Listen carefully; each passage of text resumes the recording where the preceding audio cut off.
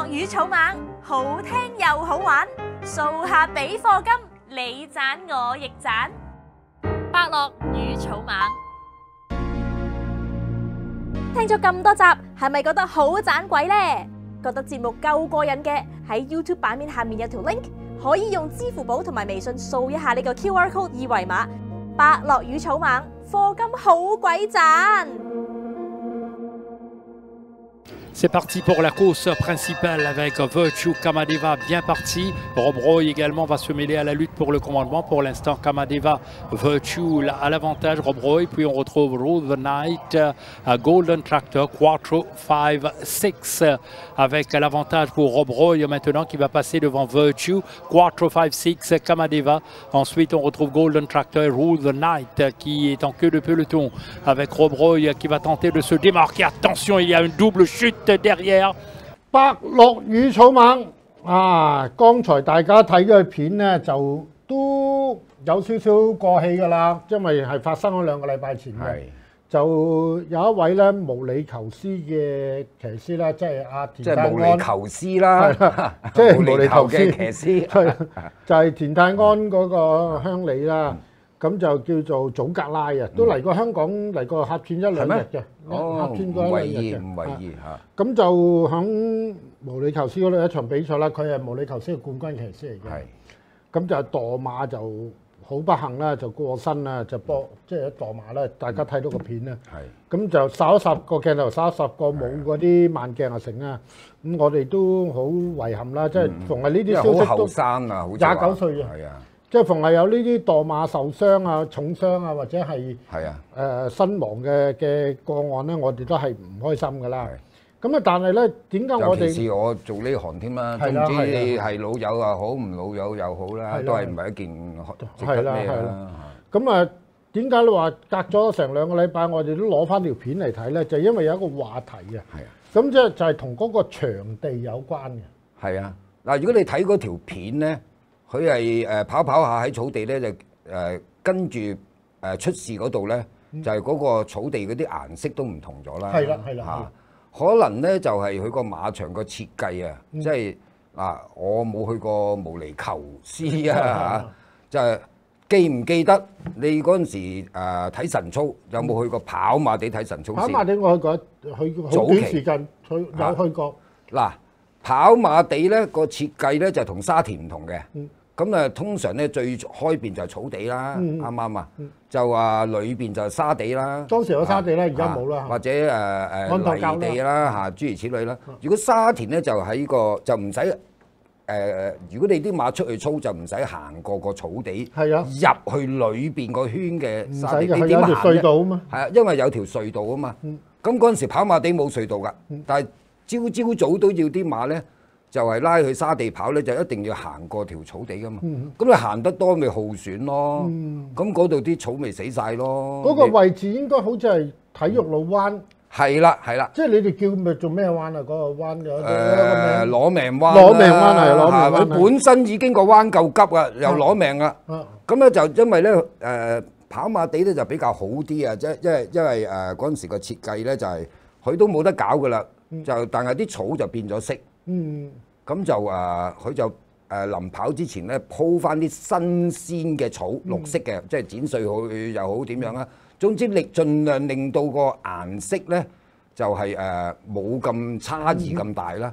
但係嗰啲馬一踩落去咧都係有感覺嘅嚇，同埋少少色差都有嘅。你記唔記得嗰陣時都有啲阿嬸出嚟再鋪翻，即係跑完一場馬都係會執佢啦。啲泥頭啊嗰啲咁嘅嘢。咁第一嗰度搶位最攞命加上嗰啲馬咧，有啲咧就跑慣咗就反而大膽啲喎。咁有好多都敏感啲嘅，去到嗰度縮一縮嘅，或者話唔知點算嗰啲咧。咁你後邊嗰啲就即係碰撞多㗎啦。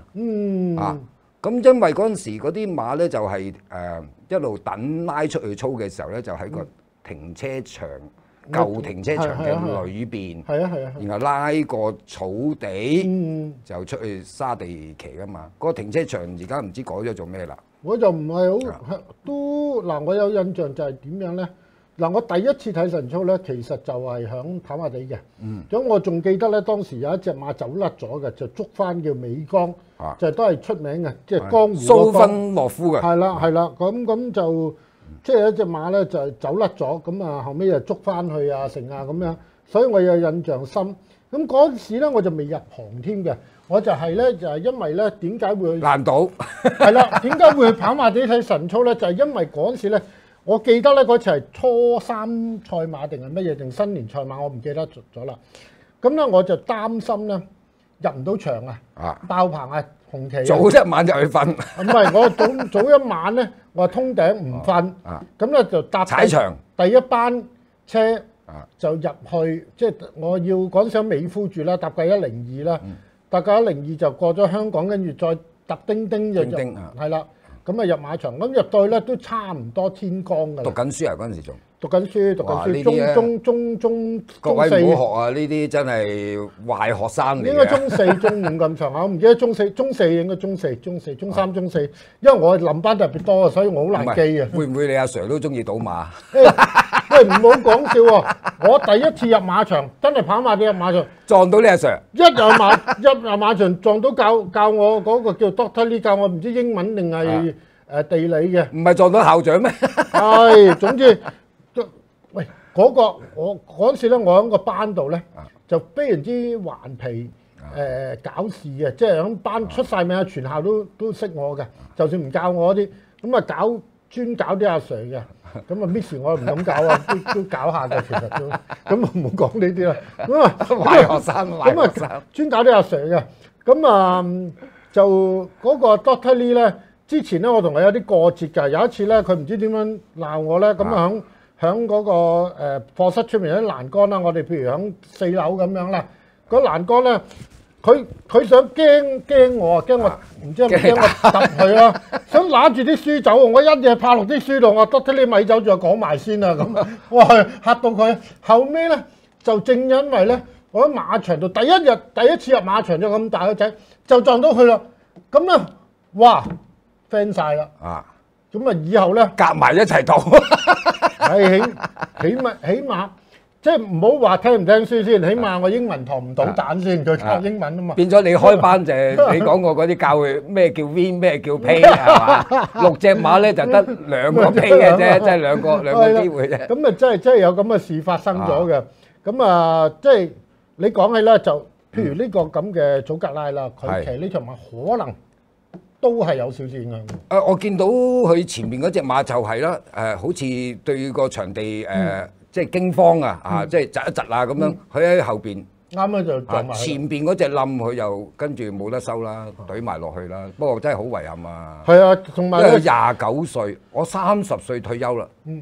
真係唔好制啊！真係，唉。我諗下咧，即係我諗下咧，就係即係有時咧。我哋唔會注意到，或者咧啲管理場地嘅人都唔會注意到，但係啲騎師你應該係反映翻俾啲管理場地嘅人知。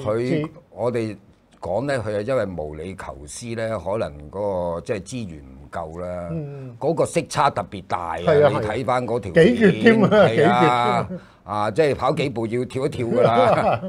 咁你講起跑幾步跳一跳咧，有一位觀眾咧。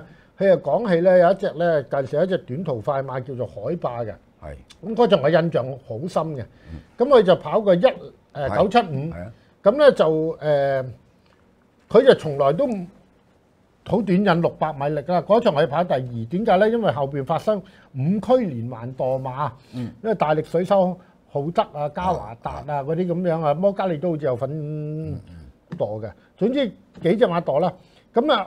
告東尼咧就騎隻叫做富臨門啊，富臨門嘅馬咧，佢就個觀眾話咧，佢啊跳過一隻馬咧，就跟住咧就追隻海霸出隻富臨門第一，就海霸就第2。咁當時我在場就冇咁誇張，好似馬術咁跳過。不過咧就真係啲腳人哋前面嗰個墮馬，佢就啲腳可能掃一掃，佢就攬一攬過。攬一攬過咁係真嘅，告東尼係攬一攬過就唔係話成隻跳起咁飛過，即係攬一攬計計咁樣，你知嗰個攬嗰個情形係點嘅啦？咁攬一攬過咁係真嘅，咁亦都可以話咧，告東尼嘅反應都係快，咁就卒之咧就係真係跑翻嚟咧，就贏咗海霸。海霸咧就第一次上名就跑第二，本來佢都冇機會嘅。其實佢入直路都贏10個馬位咁滯，咁佢都要俾人追到冇符。咁就係有呢隻咁嘅短引馬啦。後尾就佢都贏過1、2場嘅，但係降到落去好低班5、6班嗰啲贏啦。就佢嚟香港嗰陣時係第3班，好多人話海霸係香港歷史上出現過最快嘅馬，我就唔敢肯定，因為譬如快馬我見過包裝之星啊，嗰啲都係好快嘅。嗱咁講啦，如果你話喂海霸可能係最快，咁呢啲嘢一定要有數字嚟到證實嘅，大家靠感覺啫嘛，係嘛？嗰時我哋又冇乜留意啲段速。係啊，嗰陣時都唔興呢啲嘢啊，亦都而家都未必有嗰啲段速嘅記錄啊。可能嗰時我有公佈，都可能淨係公佈咧總時間同埋末段，最後嗰個前段咧。究竟前面有幾快咧？係啊。咁嗰陣時仲有個975喎，唔知點計喎，大佬係嘛？975係啊。咁啊減翻25公尺啊。係啊，通常就係減翻，即係計頭嗰175公尺咯，即係等於而家。1000米佢會計頭嗰200，跟住就400咁樣咯。係啊，就算當嗰陣時有1000都冇晒呢啲段速記錄啦。係啦，即我咁好難講嘅，因為你有時睇就覺得佢快啫，實際個效果可能同埋佢快極佢都係第3班以下嘅，佢只係參加第3班以下嘅比賽，我哋都未知道佢如果遇到我都唔夠膽講，我睇過你哋一啲討論啦，即係佢快，即係話而家嘅短途馬快，咁即係假設佢話揾隻包裝之星啊，咁我都唔敢講邊個快啊。不過就我連包裝之星以前開幾快，我哋都未有冇留意啊嗰個段速啊。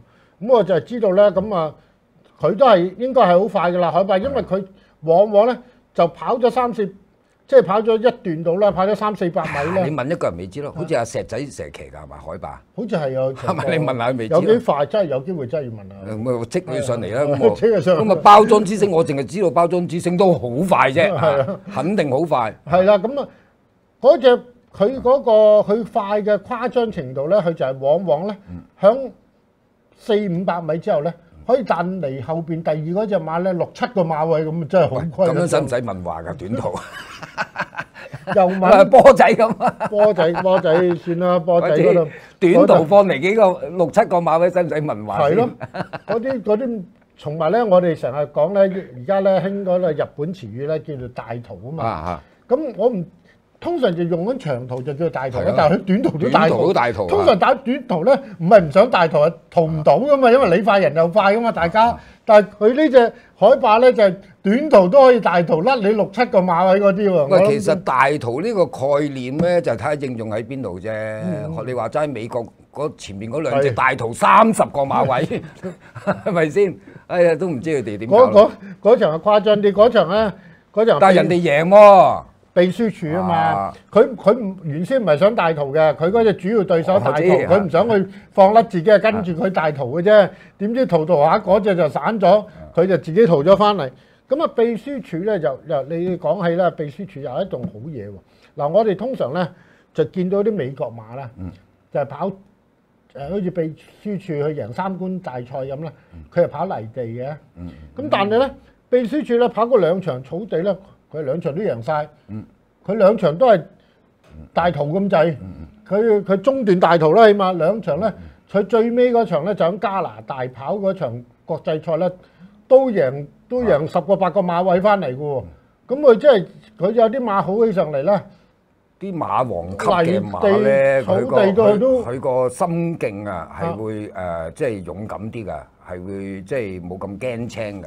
咁你同德都贏沙地又贏草地咯。仲有一隻好出名嘅馬啦，就係嗰陣時喺英國又贏嗰啲英皇大賽嗰隻杜拜千里，跟住去杜拜世界盃咪贏條街翻嚟咯，跑泥地，即係可能馬王級啦。係咯，通常都係唔係好介意你。唔係好介意咩嘢場地啊？佢本身就係即係話知你咩地，佢都係。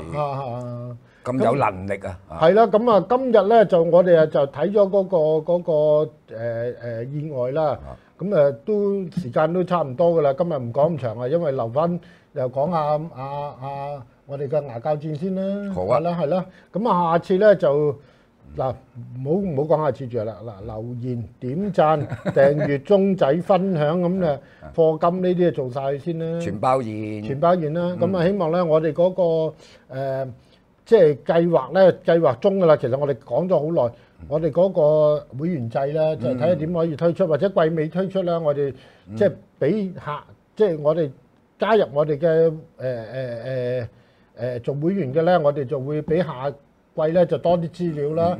咁啊下季整季，咁可能咧就到早啲加入嘅，咁季尾嘅時候有啲送啦。係啊，到時度啦。係啦，因為我就聽見啦，話有啲 YouTuber 咧就已經係可以同啲觀眾咧聚會聚餐都得喎，但我又唔知點聚咩營收。啫？而家疫症，佢哋好似話4個咁喎，係咯。咁我哋即係咁，如果你多捧場客，你咪日日都要聚㗎啦。我又唔知點啊！我哋好想都快啲搞嘅，但係都我哋因為我哋真係行政方面真係好差，或者揾阿欣林睇下我哋嗰個即係幫我哋製作嘅單位去熟唔熟悉呢啲咩罪先？小罪啊，犯罪先？犯罪你啊成日都犯罪㗎啦，係嘛？嗰啲唔係小罪，我哋唔係嗰啲唔係叫小罪，叫短罪，短罪定過夜啊？係通常收費不同嘅啫，收費不同。嗰啲收費勁好多啊！好啦，到此為止啦，多謝各位啦。草蜢爆落牙膠戰。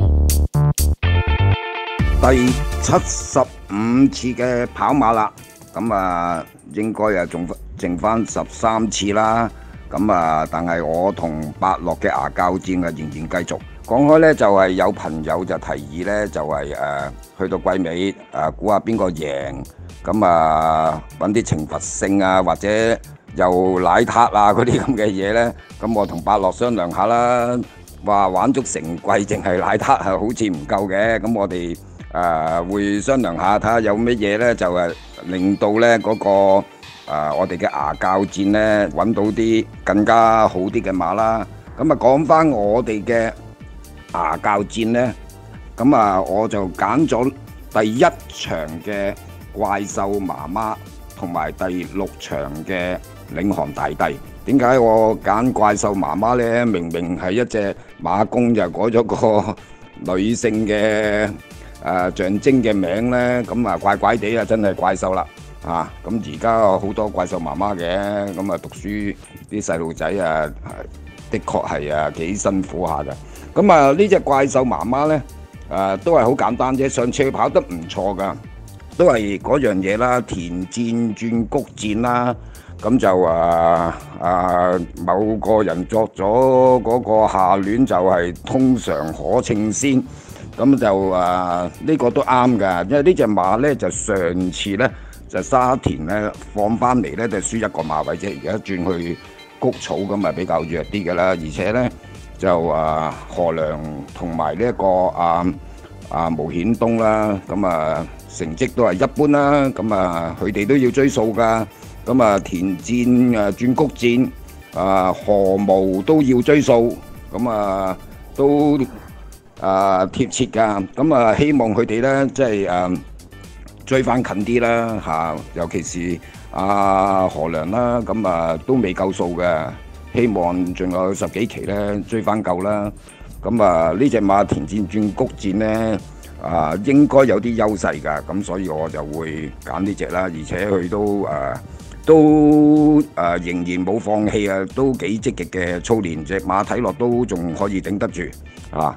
咁雖然今季咧都跑得比較多啲，但係似乎隻馬頂得住嘅，可以呢一隻大家參考下嘅。另外咧就第6場咧，即係10號咧領航大帝咧，咁上次咧就係薛恩騎嘅，但係咧一近咗咧就即刻就唔知點解啦，俾拉叔搶咗，即係話點樣啦嚇。咁咧就上次咧就個際遇咧都慘㗎，一路咧都係2跌、3跌、4跌，甚至乎轉彎走到五六跌，但係個追勢就好好嘅嚇。咁就上次咧就加咗個眼罩，個效果係幾好嘅。咁希望佢呢次繼續啦，繼續進步啦，頂埋呢次添咯。咁就我覺得呢隻馬絕對值得留意啊！而且個賠率就好奇怪，唔知點解咧有10幾倍喎。咁但係都唔理得咁多噶啦嚇。我覺得即係拉叔如果理論上都係梗係好過薛恩少少嘅，點都咁就騎翻高少少呢隻馬會有機會。咁大家參考下。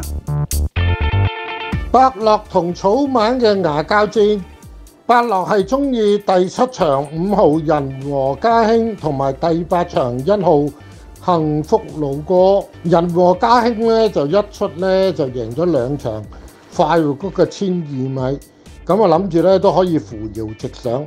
咁但係咧跟咗幾場咧就跑咗4場啦，第2、第3、第4、第5各1就未有再贏頭馬。咁我今次中意佢咧，就係等於咧我之前咧提供過平常心同埋呢個附錄嘅原因啊，就係咧1200米落1000米，而且係快活谷嘅1000米。咁咧，我認為咧快活谷嘅1000米咧係快活谷各項路程裏邊咧水準最低嘅一項。咁所以咧佢贏得1200米咧落到嚟1000米咧就係咧。唔係話佢特別擅長啊，而係咧佢會喺級數上咧有個着數，咁所以咧人和家興咧應該係喺我心目中咧係贏緊嘅馬嚟嘅。咁另外咧第8場嘅1號幸福路過咧喺我心目中咧亦都係贏緊嘅馬，因為呢隻馬咧經過打比同埋皇太后紀念杯嘅洗禮，今次翻嚟快活谷咧亦都係咧級數超現。咁呢隻馬咧就舊年咧一出就即贏1650米啦，咁3歲不半球馬贏得1600米以上咧必食佳品。咁今季咧就喺呢個路程亦都攞過咧2冠1亞，咁跟住咧就係跑沙田，而且係跑啲級數較高嘅賽事，咁都係敗不作據噶啦。咁當然啦，我就皇太后杯嗰場咧我都搏咗佢少少冷門，咁嗰場輸咗啦，咁呢場咧幾大咧就要追一追啦。咁我認為咧佢係屬於贏緊嘅馬嚟嘅，即係差唔多咧第7場嘅5號人和家興同埋第8場1號幸福路過咧，喺我心目中都係 sure win 嘅馬。咁呢項孖寶咧都幾中意㗎，非常之一定會投注添啦，同埋咧估計都會有啲分頭添㗎。